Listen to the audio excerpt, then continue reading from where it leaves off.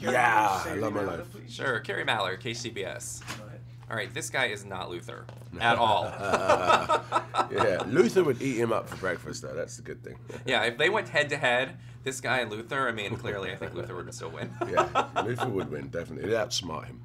Definitely. Now, this guy, you know, is out for revenge in a very interesting way. At any point in your personal life, we should never really be out for revenge because it doesn't ever end well. I mean, there's a karma thing that comes, correct? That's right, yeah.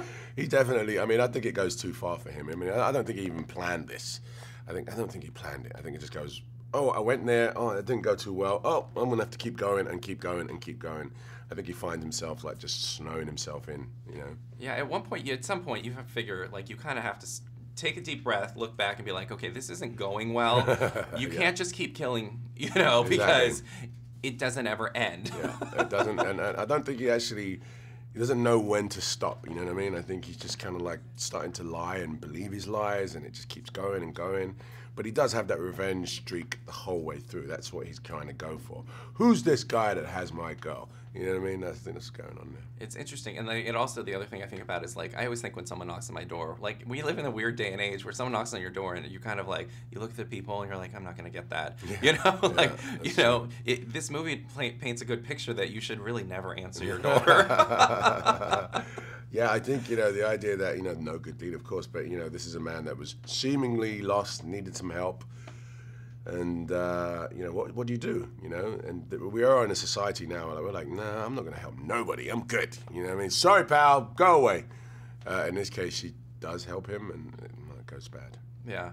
So now you and Taraji were EPs on this show, on this film. So how did that come about? And did you like being in that realm of being an executive producer? And yeah, for sure. You know, I mean, to my end, you know, I was sort of influential in just sort of bringing the team together. So Sam Miller, the director, was a choice of mine. I introduced him to Sony, and they loved him. And Sam and I had worked on Luther, so it was, you know, that sort of producer sort of power was great to sort of say, hey man, let's use this DP, let's look at, you know, and Will Packer, who's amazing, a producer, was very collaborative in that sense. I got you all choked up already. Oh, it's man, just about being an executive producer. No, it's just thinking about Will. Oh, it makes me choke. No, so yeah, you know, it was a really good space to be in, sort of being slightly, you know, having more power and more sort of helping in decision making.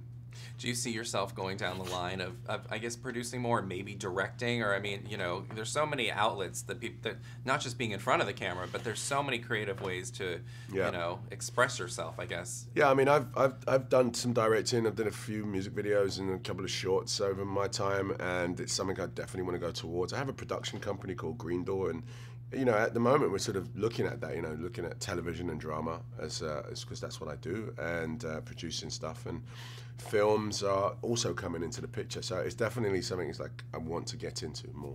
You know, we were talking about you being a DJ too. You know, I had no idea that you were a DJ. So how did the music, I mean, everything seems to kind of go from one to the other to the other. Like, how did it all kind of get connected for you? I don't know, you know, it's kind of, it wasn't planned that way, you know. It's like I do DJing as a sort of fun thing, and then, you know, I sort of decided to make a little bit more of a go for it, and been in Ibiza for 2 seasons, you know, as a resident there, so I'm loving that.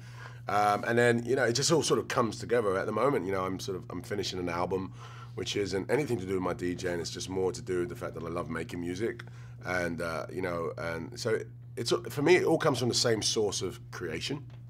You know, you don't really dissect it. You know, it's like you apply. If as an artist, you apply yourself to something, and you just, you know, you just do it. Yeah. Perfect. Thanks so Great, much. man. There's nothing you can't do. Oh well, that's good. That's good.